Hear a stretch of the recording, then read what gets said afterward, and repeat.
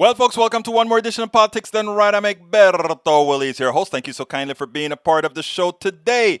Please, folks, remember to share, because that's what we need you to do. So please, folks, please remember to share the show and let us start talking about the things that we have to talk about. Anyhow, how's it going, everybody? Today we have some sad news. Somebody that I met a few years ago at where did I meet Trumpka? I met him at Daily Coast, the Netroots Nation. Real stand-up guy, union guy. Well, we've lost one of our very, very important union people, Richard Trumpka. I met him back, I think it was 2012.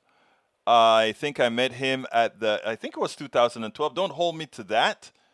But they don't exactly know what happened. They think it's a heart attack that got him today. He will be missed.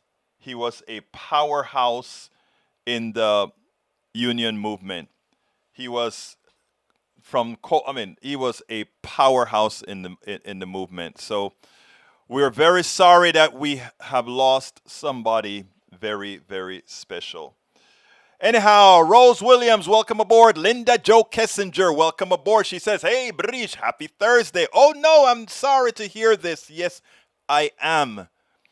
Maywood, hello from Long Beach, California. Julie Van Asdel, did anyone else lose the stream momentarily? I had to reload. Let me know if there are some issues with the stream. We're doing a whole lot of backups. We have 100, what do we have here? I think we have 100 megabits down and 50 megabits. No, we have 1,000 megabits down and 100 megabits up. Let me know if there's any issues that you're seeing because we've been doing some major backups.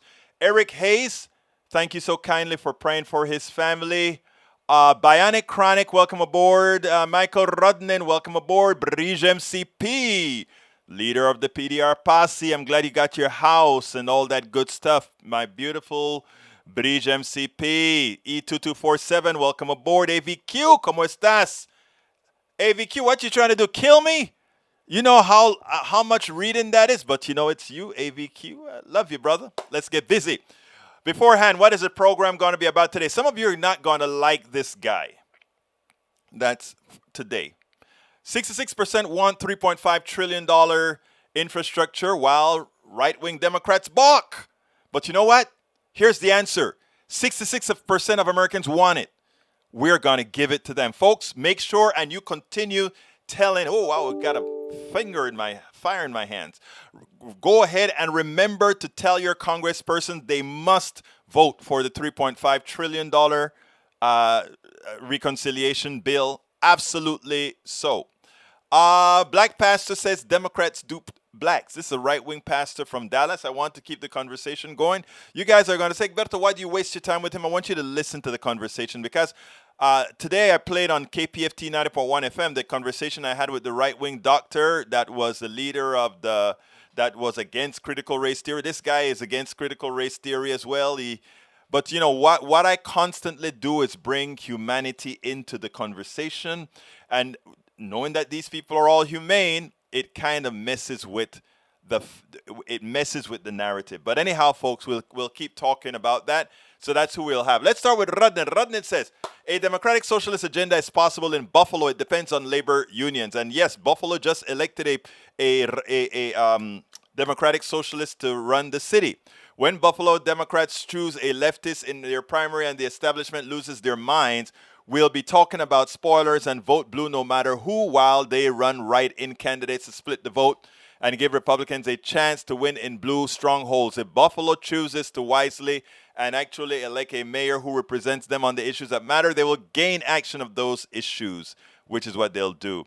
Yeah, the Democrats are going to run scared because if this mayor wins, which she should win in Buffalo, you know what's going to happen. Walton's far-ranging platform is aligned with longtime Democratic Socialist aims. including public banking, rent control, measures the tenant bills rights, and increased taxes on upper brackets corporations. Other leftist hallmarks include her support for municipal broadband, cannabis legalization, and criminal record. I saw her on TV. I'm not going to read that whole thing, Michael. Folks can read what you've posted there directly in the feed.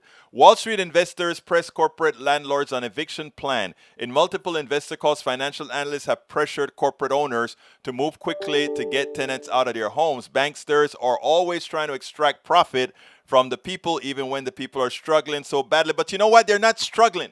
Here's what's going on, folks. I don't know. It's a trick. It's a trick that's going on. $45 billion is out there to give people, to give people relief.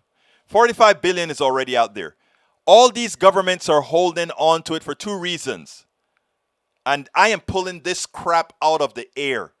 I don't have evidence for this, but this is how they generally operate. Slow on giving away the money that's going to keep these people in these places. Because these places are worth more if they're gentrified. They're worth more if we kick them out and do something else with this land, with these buildings, etc., etc., etc. So a lot of these places that are in dire straits, they want to kick them out of there. They want it. It's not about them getting the money for the current tenant. Because again, the government is already telling these people, we are going to make the landlords whole. We are not, the reason there's money there is not to just say, moratorium, that's it. It's to say moratorium. You can't kick them out. We're giving them time to resolve paying the landlords. And there's the money to do it. Understand how our system works. I'm not going to read that long one either, Michael. You guys can go ahead and read it in the field, please. Always go to where Michael posts these things because he has some good stuff that he posts. Climate crisis. Scientists spot warning signs of Gulf Stream collapse. If the Gulf Stream collapse, we are in Europe freezes. A shutdown would have devastated global impact and must not be allowed to happen, researchers say. If the oceanic conveyor belt goes, that's game over for civilization. From the article, the research found an almost complete loss of stability over last century of the currents that researchers call the Atlantic meridional or overturning circulation. The currents are already at their lowest point in at least 1,600 years, but a new analysis shows they may be near shutdown. Such an event would have catastrophic consequences around the world, several disrupting the rains that billions of people depend on, food in India, South America, West increase. But there's another thing. There are parts of this world that are warmer than they should be in temperate zones because of the Gulf Stream. There's a lot of stuff that goes on. And people. Willful ignorance can only take us so far. All right. Our government is being infiltrated by the highest levels of corporatists. We know that. Very important to note. Warmongers, propagandists, etc. This is what you get when you elect neoliberal establishment candidates. Amy McIntosh says on TCSN New York Group. Dan Cohen, behind the headlines correspondent, explains how top foreign policy reporters are linked to U.S. government, weapons industry. Yeah, just remember that woman, I forgot her name, for the New York Times. She was a pusher of the war. Oh, my God, that's a lot of... hey, I can't read it all. I read the top. People get a notice of what it's all about. I probably won't be around tomorrow. 50-50 chance that I'll be away for things to do with family. Family first all the time, Michael Rudlin. But just know that you are an appreciated part of the PDR posse. And thank you for the information you always bring in the beginning. You actually help the show because you point us in directions that, we need to point ourselves into. E2247 said, don't be gloomy. It's not awful. It's Italy for 30 years under the Borgias. They fear terror, murder, and bloodshed, but they produce Michelangelo, Leonardo da Vinci, and the Renaissance. In Switzerland, they had brotherly love, 500 years of democracy and peace, but they produced the cuckoo clock. Don't be gloomy. It's awful. Love your sense of humor, brother. All right, let's see who else we got here. Linda Jo Kissinger, I think I saluted you already. I'm glad you're covering this scandal. What the hell are Democrats doing? Hey, brother Rudnin, it's not me covering it, it's we covering it. Make sure and let your voices be heard. We want at least $3.5 trillion, but more for human capital. That's the most important capital of them all. Eric Hayes, Spurs for his family. Peggy Lopez. Hi all. Went to Chico yesterday. The Dixie fire is way out of control. More like cities being burned down because Pacific Gas and Electric paid high CEO wages rather than upkeep their lines. So what's new? Julian Van Astel, did anyone else lose the stream? I hope not. Hello all from Long Beach, says May Wood. All right, Rose Williams, I think I saluted you. Hey, Yvette Avery Herod. I know Trumpka was one of your heroes too, Yvette. Sad that we lost him, but you know how that goes. All right, Melton Greenland. Yes, it is. Daniel Ledo, Truman was corrupt. Really? Okay. Rose Williams. Hey, neighbor. Yvette Herod, rest in peace. Trumpka. Yes, ma'am. Daniel Ledo says Trumpka was corrupt. Okay, everybody's corrupt. Manuel Herrera, Seguin, Texas. Shout out. ¿Cómo estás, Manuel? Let's see. Rose, hey, neighbor. Let's see who else we got here. Maywood says, who was Egberto talking about? Trumpka? Yes, I was. To the interview. It's a rather long interview. Bruce Pollard, am I human too? You better be human. You're my brother, Bruce. Of course you're human. Let's see, Eric Hayes, the price of not properly addressing global warming is higher. Oh, Bruce, you must have been listening to my interview on KPFT with the doctor. Let's see, Eric Hayes, so are you doing this on purpose? Mess with people. What are you talking about, brother? Egberto, you don't need to read the whole article. That's for the people in the channel who want to follow up. Thank you for giving me that leeway, my brother Rudnin. Climate crisis, scientists spot warning signs of Gulf Stream collapse. Yes, yes, yes. Greenland ice cap. God, let's see what else I got to read before I go. Okay, I'm going down. Egberto, you should pay Rudnin with mugs and hugs. Rudnin has our loves and our affection, and Rudnin has purchased our cups, our t-shirts, and all that good stuff. Eric Hayes, as a longtime visitor, have you helped out the show, brother Hayes? All right, Norman Reynolds. Norman, I was speaking about you today. I was speaking about Bruce, Norman, and quite a few of you with one of our donors at KPFT. I was talking to them about how on my local show here, not my local show, my internet show here, that meaning local to the internet, what great people we have here, and that I actually thought you guys were a bigger audience than the KPFT audience when I added up with the podcast and all that good stuff. All right, Peggy Lopez, Egberto, thank you for finishing my thought. Okay, we love Michael. We sure do. We sure do. We sure do. We sure do. All right, let's go ahead and get it started with the interview because it's a long one, and I think, please, folks, understand what I am trying to do. Understand what we are trying to do when you listen to this interview. Understand why many times I let a few things slide to keep the conversation going. I'm just saying this ahead because Michael Rudnin, Norman Reynolds, and Brige MCP, you guys are going to get on my case. Why didn't you say this, Egberto? Method to the madness. Here's the show. Welcome to one more edition of Politics Done Right. I'm Egberto Willis, your host. Today we have a special guest because it's someone that we normally wouldn't cover, but you know what we believe in here at Politics Done Right? We believe in listening to everybody. We also believe in everybody getting together. I'm honored to have Stephen Edward Broden. He's a former Republican political candidate from the state of Texas. In the 30th Congressional District for the United States House of Representatives, Broden graduated from the University of Michigan with a Bachelor and a Master of Arts degree in communication, and he later studied at the Dallas Theological Seminary, where he received a Master of Arts in Bible Studies. Broden advocates in the Fair Park and South Dallas areas for economic opportunity, improved access to education, and against abortion. He is a spokesman for the Black pro-lifer movement in Dallas.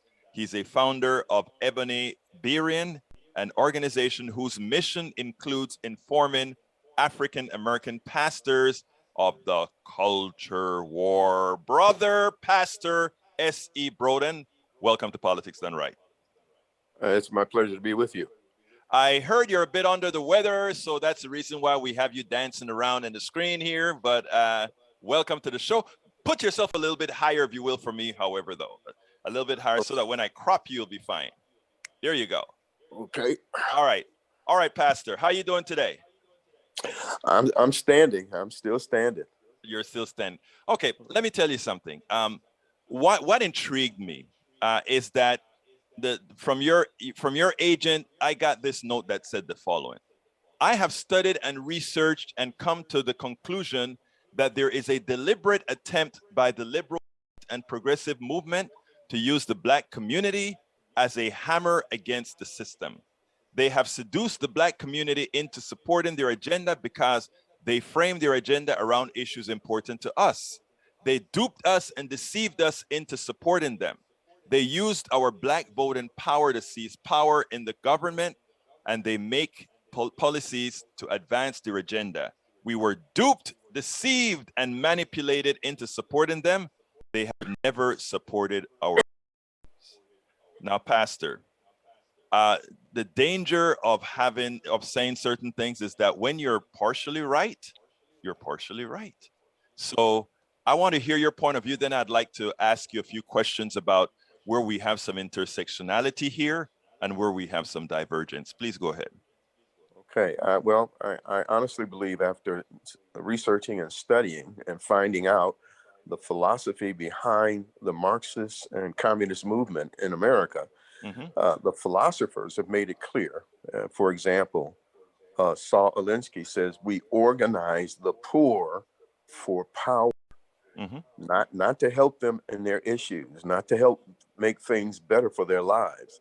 We organize to get power. That's his scenario, and that's what he is clearly articulating in what is called Rules for Radical. In addition to that, you have Cloward and Piven, who are philosophers as well out of Columbia University, who created the idea of manufactured crises, creating crises using poor and demands of the poor in order to destroy the system, in order to bring the system down. So we have two of the philosophers who are prime movers in the socialistic movement in America, who have made it clear that they are moving among the poor for one reason: to get power. Then to couple that with Antonio Gramsci, who is the author of Cultural Marxism, who made it clear that the only way that we socialists are going to defeat the West is through infiltration and gradualism, infiltration of every major institution out there so that they can control the lever of power. And so what they have done is use the Black vote in order to get into position of power and then begin to make legislation and policies that undermine our Constitution, undermine our liberties. And so Blacks have been complicit, albeit not always aware of the fact that we're being manipulated like this, but have been used by the left for the purpose of getting power. I lost And your as, picture, so could you put that back on? I want to answer that when you're done, but could you get your picture back on for me, my friend? okay, what's happening, I think, is somebody's calling me. And what happens is that it flips over to the call. That is fine. All right, Right. Pastor. Let me first say that I don't think you are completely wrong that you're saying at all. I think that is absolutely true, that what these guys are writing with regards to how to acquire power and from whom and with whom to acquire power. My question to you is, what is really wrong with that? What is wrong with it? Yes. In other words, let me back up. Any manipulation, any exploitation of a people or a person or what have you is wrong. It's simply wrong. Okay. If I may ask, I don't know if I don't call that exploitation. I call that empowerment, right? But I want to put it one step further.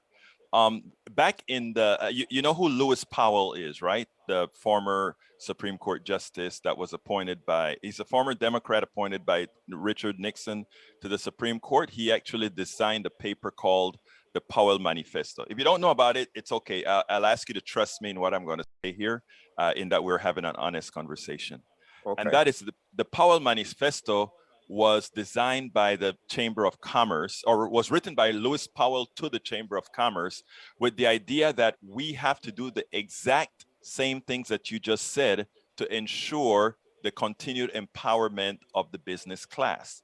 And if you haven't heard about it, I would ask you to go to my website or anywhere, just look up the Powell Memo or the Powell Manifesto. And that was the way to acquire power. And the way they said they would do it is they would infiltrate the churches, then they'll infiltrate the media, they'll infiltrate the universities and all these other places. And they've been successful in doing that. And it is about a power, in my opinion, about getting the power to effect change. And what you spoke about, Alinsky and the others, was to affect power for those who they believe are marginalized, don't you think? Oh, no. Saul Alinsky makes it very clear. He asked a group of his trainees, he says, why do we organize the poor? And they came up with all kinds of laudable reasons of helping them and trying to make things better for their lives. And he screamed at them at the top of his voice, no, we organize for power. But I agree. We want power to affect change. Exactly. Not for the poor, but for their agenda and for their program, which is a socialistic paradigm to replace what we have here in America. And let me ask you a question, sir. A real serious question. I think we always have to be careful when we talk about what power is and what you can do with power. Let that socialistic agenda that we speak about, what does that entail? What do you think it entails? I believe the first thing that we see is that it's going to expand government into our lives and be more controlling of every aspect of our lives. And that's a contradiction to our whole way of life and the Constitution. You see, the Constitution was written to limit the government, not the people. The socialists want to flip that, and they want to make its limit to the people and more expansive to the government. That's what the socialist paradigm is attempting to do. And you see something wrong with that, sir? Yeah. In addition to that, here's what I believe where we're headed. And I think most of us don't consider this as we look at the kind of upheaval that's taking place in America today. There is a deliberate move on the part of the power elite to do what is called a global reset. I'm sure you heard of the name Klaus Schwab, who is the president of the World Forum Economic System. He has announced very clearly that their goal is to reset the economy and reset the policies of the planet so that they can have a whole new way of life and a whole new way of living based upon what they determine what is right and what is wrong. And socialism is the instrument for them to make that happen. So what we're seeing... Hold on 1 second, sir. You just said socialism is a method. What is socialism in your opinion? Socialism? Yes. Socialism is an economic system.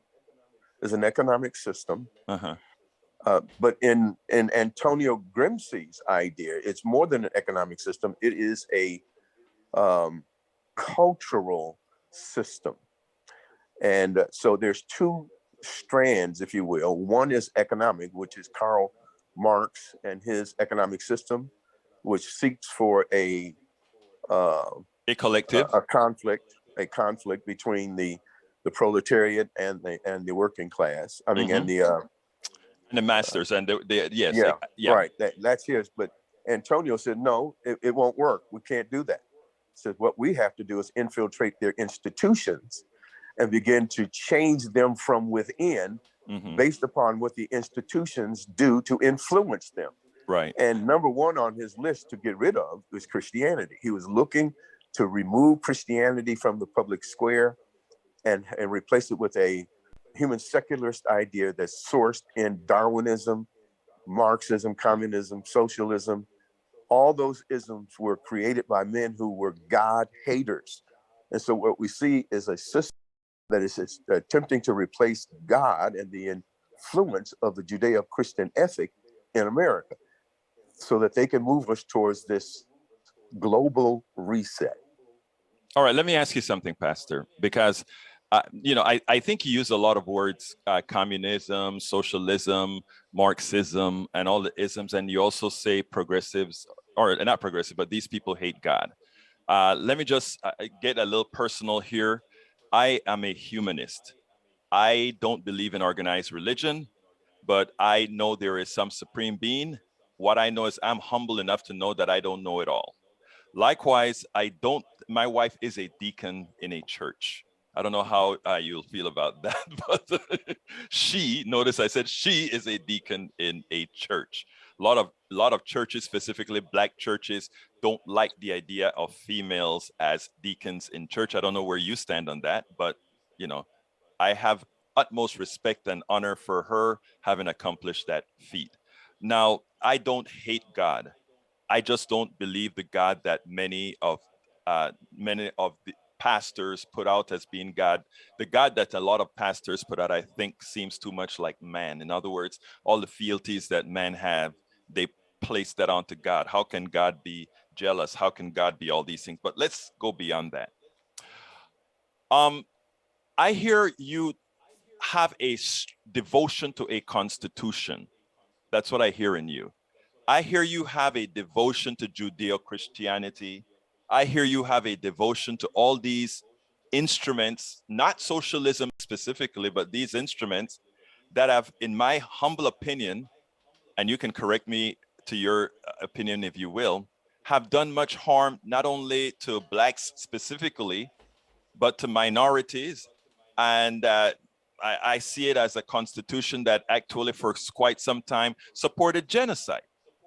So I mean, our devotion to and I see capitalism myself as a form of indirected antiseptic slavery because there is no democracy in that.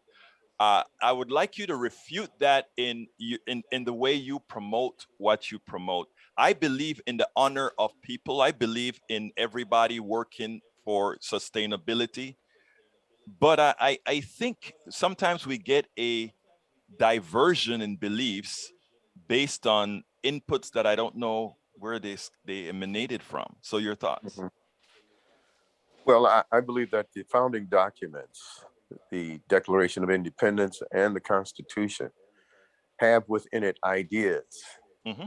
that uh, were the seed of making change and moving us as a nation into the right place where we needed to be. Those ideas were embedded in those documents.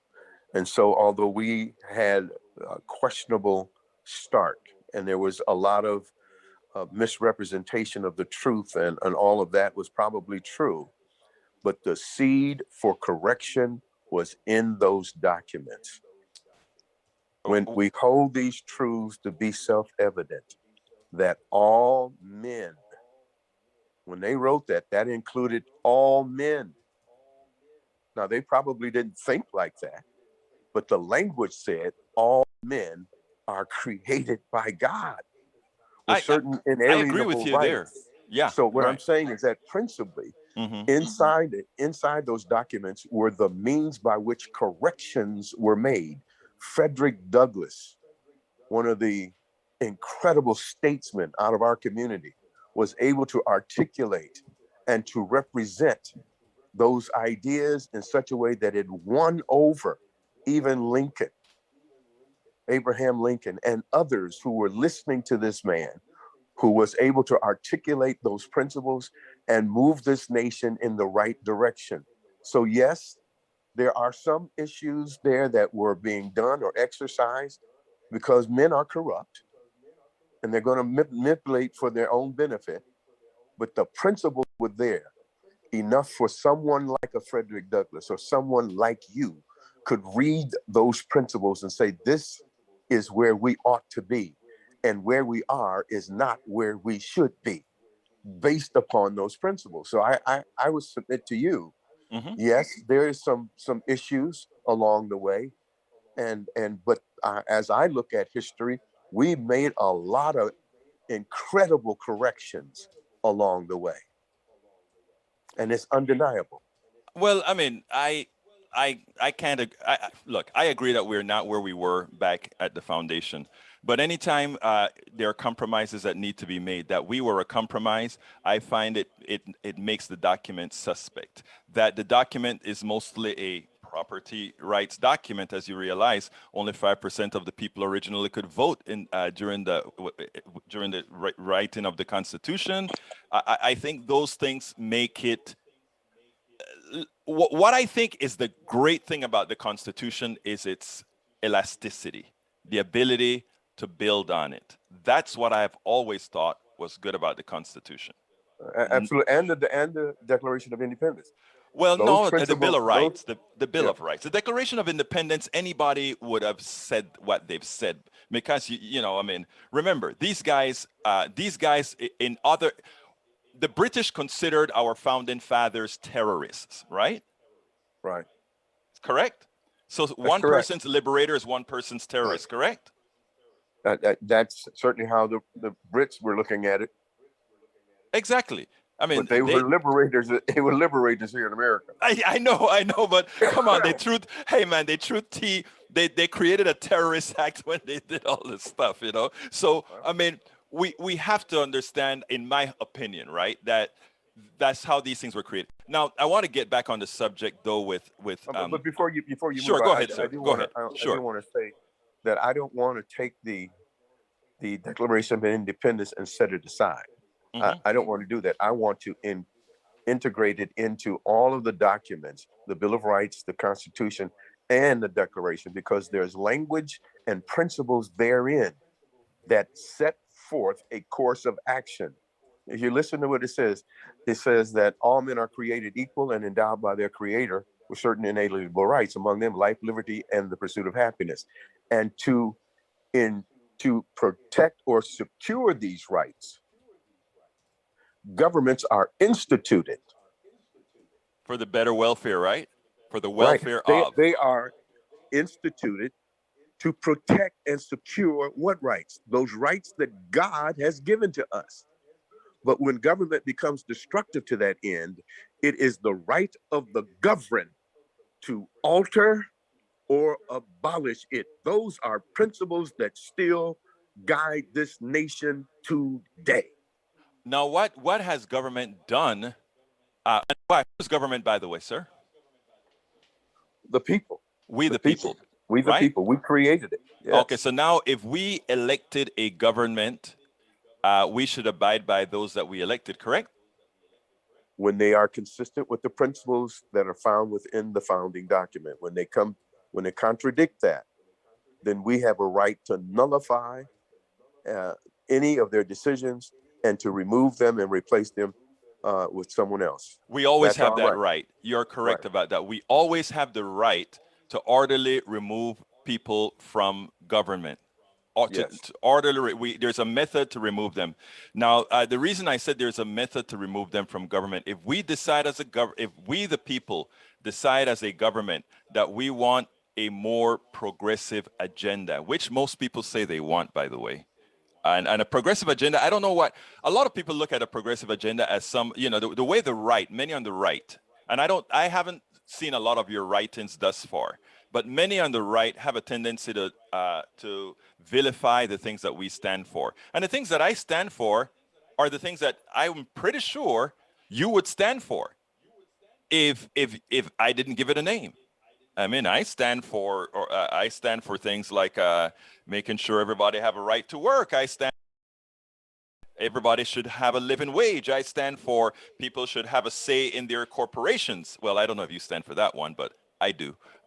So I don't understand in your statement where you say we. I said I look, the progressives, in my opinion, where they fail is they don't go far in, well, not progressive, the Democrats, not progressives. The Democrats, in my opinion, where they fail is that they're really not progressives. they're really in a lot of times aligned with what I call the corporatocracy. Your thoughts on that? Well, you're opening my eyes to an argument that I had not considered. However, I do believe that as I observe from where I sit, I see manipulation, I see exploitation Mm-hmm. on the part of the Democrats and the socialists who are in bed with one another Mm-hmm. to achieve an agenda. Now, here's Are why you I open to believe. let me ask you, sorry to interrupt, sir. I usually don't do this, but we're having a very good conversation. Are you open to redefine what you think that socialism that is so maligned on the right really is, as far as, let's say, those of us that consider ourselves democratic socialists really is? Or are you open to have a discussion where instead of the tropes that people use against somebody like myself? By the way, I'm an engineer, owned my own business for a long time, write software, not a musher on the government or anything like that. Would you be Right. open to a more rational interpretation of that? Well, I'll be open to any conversation. Um, you want to qualify it as rational. I think socialism is irrational, Tell me, but and that's where I want to explore, sir. What makes it irrational? uh, because it robs the individual Hmm. of his God given liberties, Hmm. those inalienable rights that Which are are those, only sir? are given by God: life, liberty, and the pursuit of happiness. Life, liberty, and the pursuit of happiness. Socialism defines what that is. It it shapes you and puts you in categories, and that's not where I think God would have us be. We ought to be able to develop our gifts and our talents and our capacity as far as it can take us. You know what is so Socialism does not interesting? allow for that. I so agree with what you just said. And I agree with what you just said. The liberty, the pursuit of happiness, I believe all of that. And I believe our current system inhibits doing that. Let me I, give a few examples, and you tell me where I am wrong. I want everybody to have equal access, not equal access to success, but equal access to education so that they can be the best they can. Do you agree with that? oh, absolutely, I absolutely. also I also agree that children are not responsible for having been born in poverty. Do you agree with that as well? I agree. Now, I then believe that we, the state, who depend on having a successful population, should support these kids in a manner to give them that equal access to success. Do you agree with that? Well, certainly, absolutely, And that's what I'm saying, right. Pastor.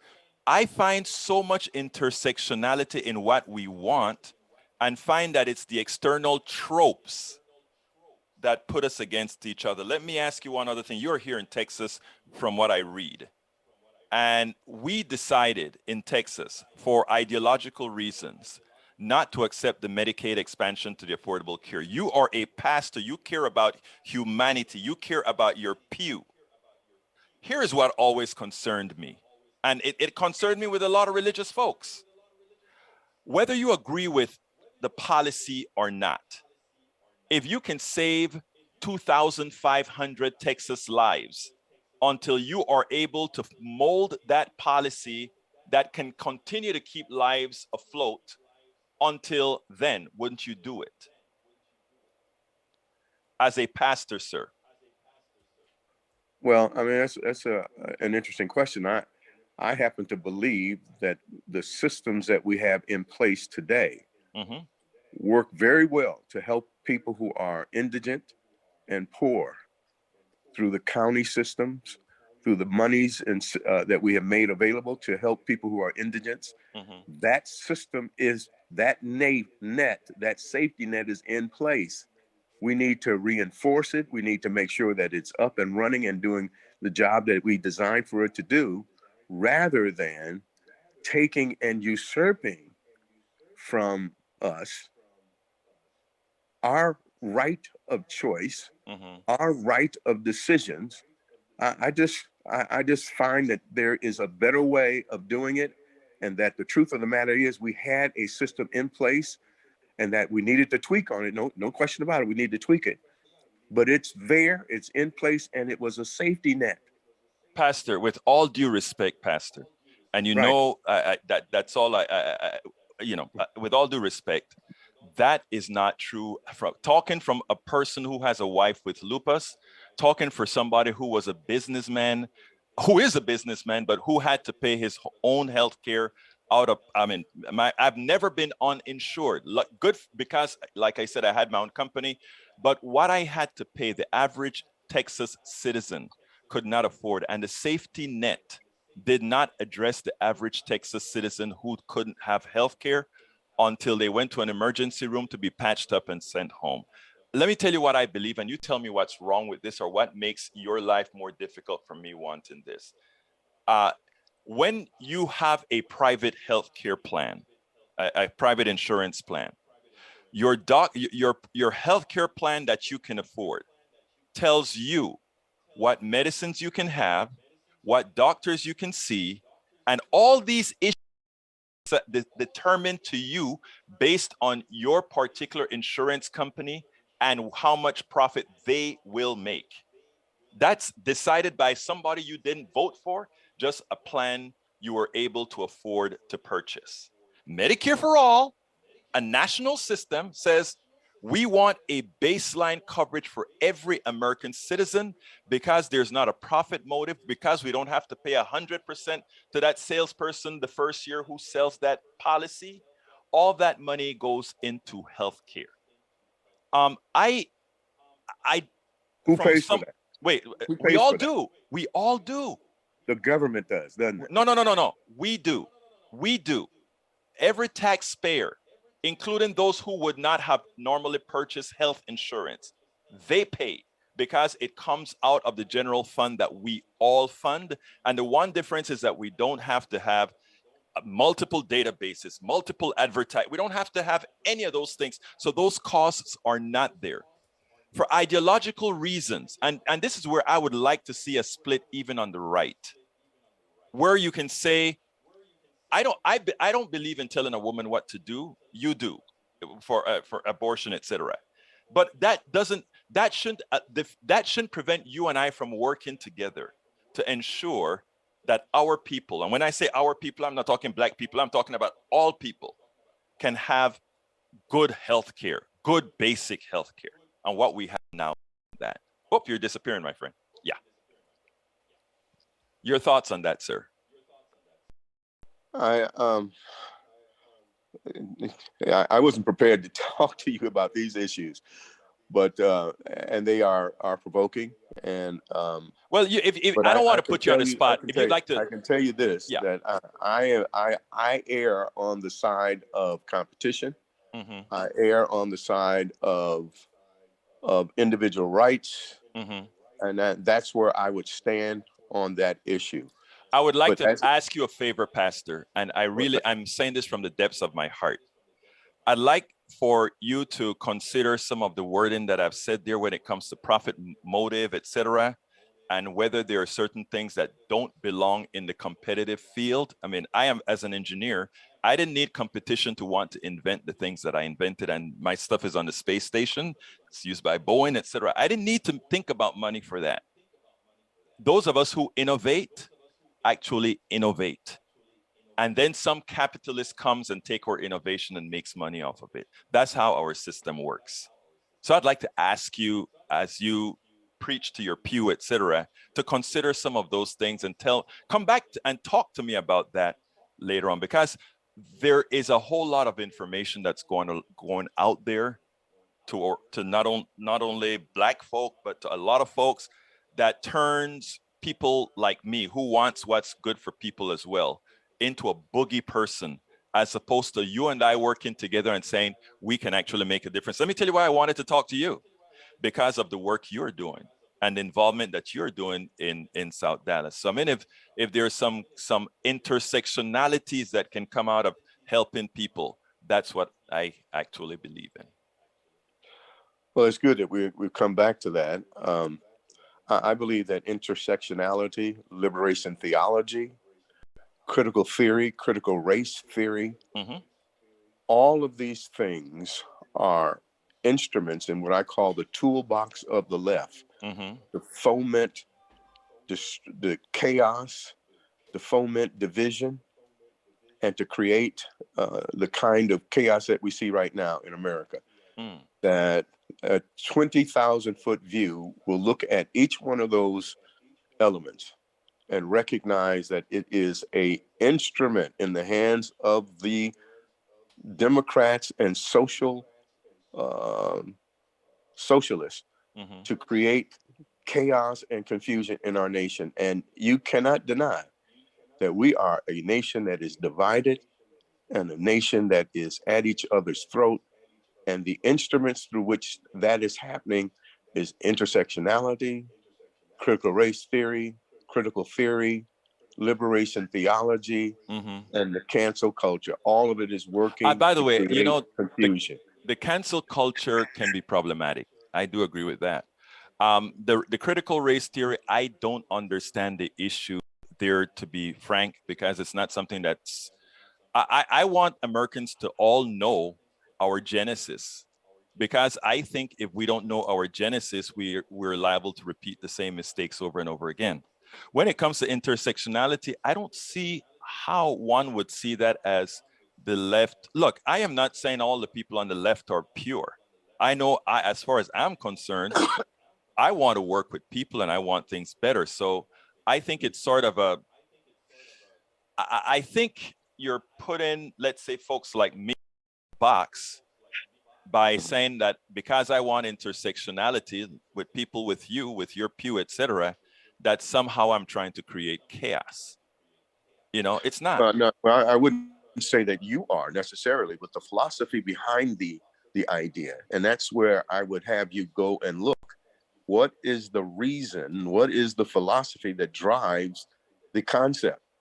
And you cannot, I think, be fair to the process if you don't understand what it is and But why it is. Pastor, I do understand, and there's other things that I understand. We're folks like you and I can discuss a whole lot of things on these levels. Let's say talking about Shalinsky and all these other people. Most people can't, or not can't. Most people don't, and that's not where they're at. And they're just most of us in this movement who just want to do right. I think we're going to have to shut this down pretty soon, but I'm enjoying this. I want to say that I think we have to get away from the stereotypes and the wordiology that I heard you use, because uh, if I were to look at what, okay, you say what socialists want to do. All socialists, a real socialist would look at you and say, I want one person, one vote, and us deciding on things. And a capitalist will tell, I mean, let me be honest with you. I see capitalism as a form of slavery. Let me stop. Your eyes open, and I say, well, how can I invent something, and after I invent something and have people work for me, we do all the work, and there are some people who would say, I want my money to work for me. Nobody's money works for them. Nobody's money works for them. I work for money, and the money you didn't pay me is the profit that you make sitting down at your pool if you own stocks, right? Isn't that true? Okay. So my point is, the type of attacks I see that people make on, let's say, those who believe in one person, one vote, a social structure where you all have input. I think it sometimes it can be a bit misguided, because when you look at where the faults really lie in this country, the faults really lie in the capital class, who really use everybody else as just a source of labor. We just learned how to do it better than slavery now. Well, of the two systems, I think the capitalist system is the one that affords opportunity for A someone few. like you, No, no, someone no, like not you true. to No. start your own business, Mm-mm. to create as you have created and have made some money on that and have done pretty well for yourself. I've been chosen. I, I've I been don't think, chosen. right. Well, I don't think under a socialistic paradigm that opportunity would have existed for you.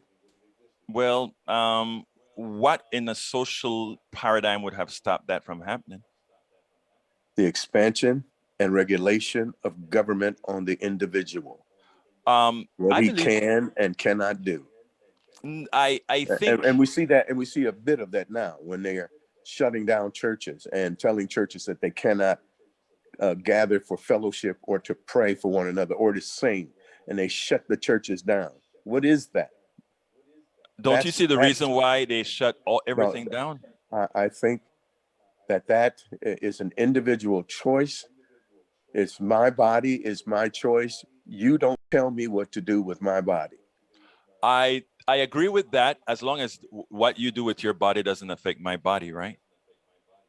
Right. And so that means if I'm doing something that you think has an adverse impact on you, you don't come around. I can deal with that. I could honestly deal Right. with that. Unfortunately, most of the people that think that way don't. But Pastor S. Broden, let me tell you, I would like to entertain. I'd like to ask you to come back on the show. I'd like to ask you to come back on the show the next time, mostly to talk about two issues, specifically Medicare for all and basic income, which I think you disagree with them both. And the reason why is this is something that I think is important for your particular community. You bet. We've been Pastor S.E. Broden. I really appreciate you coming on Politics Done Right. Please do come back. You bet. We spend a lot of time deconstructing the news, trying to. I hope you guys enjoyed that. I mean, that is a kind of conversation first that I think you have to develop a rapport. In other words, somebody that doesn't just come to fight or, yes, he had all his talking points, but if you notice, there are many times that he said, I never thought about that or things like that. That is how conversations really go. Thanks for talking with Mr. Broden. He does not know socialism, nor does he understand the underpinnings of capitalism. And that is what I find with a lot of people. My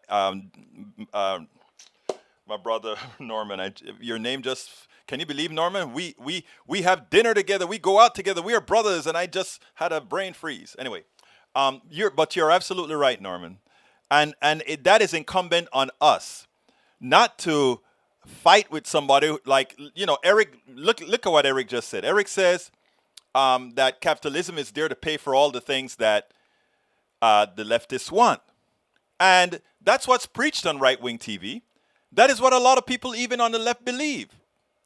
We have to show why that is wrong in an honest manner. We have to make people understand the truth, but we have to overcome much of what they have learned, what's been inculcated in their minds. But we'll do it. But the first thing that you have to do is be able to have somebody like a Mike Cisak here who completely initially disregards what you're saying. But at least you're planting seeds that may someday get some root in ese cráneo, in that brain sometime. And that is the expectation that we all have to have. I imagine he has some that he'd like to say, well, yeah. Well, it's interesting how people look at things. Ledo says a pastor destroyed me. First of all, it wasn't a conversation of destruction or not. It was a conversation of understanding where each was coming from. I thought I came from a place of humanity, freedom, and democracy. And if you look at what Paul Fleming says, he says a pastor didn't offer a lot and probably won't come back. I will try like hell to get him back because I think he's good for the conversation. I honestly do. Let's see what else we got here. I got a big special thank you for somebody, and here it goes. He gave me permission to do this, so I wanted, I beg people to allow me to honor them when they do something that needs to be honored, like I've done with many of you before. Michael Rodnan, thank you for supporting independent Mia via Politics Done Right. $100. Thank you, my brother. You will be blessed. You will be blessed for helping out here at Politics Done Right. We could not do this without all of our supporters. Trust me. And all my all the close folks that come out here and see what we're doing understand how expensive this kind of stuff is and how much work this sort of stuff is. So Michael Rudnin, thank you so kindly for your support. And folks, you can always go to politicsdoneright.com/support to help us out. politicsdoneright.com/support to help us out. Let me tell you, you can go ahead and do Cash App, Zelly, anything you want to do to support our program. Because I can tell you one thing, we work hard for the cause. And I promise you, the downsizing and living for this sort of stuff is because we know we can do better. We know we can do better. So please go ahead and visit politicsdoneright.com/support. Please go ahead and buy our books. I need you to buy our books because the books have a lot of what you see me talk with a lot of these folks, both on the right and the left, and Democrats, right-wing Democrats included. I discuss a lot of that in my 3 books. As I see it, it's worth it, and how to make America utopian. You can go to politicsdoneright.com/books, politicsdoneright.com/books. So what I want to do right now, my brothers and my sisters. Hey, Redden, are you still on or did you disappear on me? Let me know. I want to make sure that you at least saw the thank you note that I put out there for you. Come on, I want to know that you're here, please, my brother. Folks, I want to tell you guys something. I couldn't do it without you. Please share the programs. That is how we're going to make a difference. Please let other people know what we do. Help us grow the base. And there's another thing that I think I made this offer before, and I stand by this. We need to create intersectionality among groups. Let me give an example. If you have your own network and you want to do your own videos, etc., do it. And let's intersect on those different platforms. That is how we can defeat the mainstream media's owing their existence to the corporatocracy. That's how it's done. You keep all of us little folk alive. And our intersectionality, what I tried to talk to the pastor about. I spoke to him about intersectionality. And what I meant with that pastor is I'm not asking him to change all his belief structure. But I want to work with some of the people that he works with so that we can really make a difference in society. My name is Egberto Willies. This is Politics Done Right. And you know how I end this baby. I am what? Out.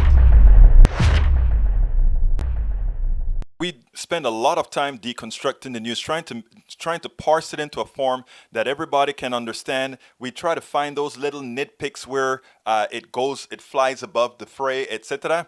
If you really like these videos that we do, I want to ask a big favor. Please go ahead, number 1, subscribe to our channel, and number 2, please join if you can. Thank you so kindly for watching. Keep watching. Please remember to share. We must populate the entire internet with our progressive message, a message that we know is what most Americans say that they want. So help us, please join.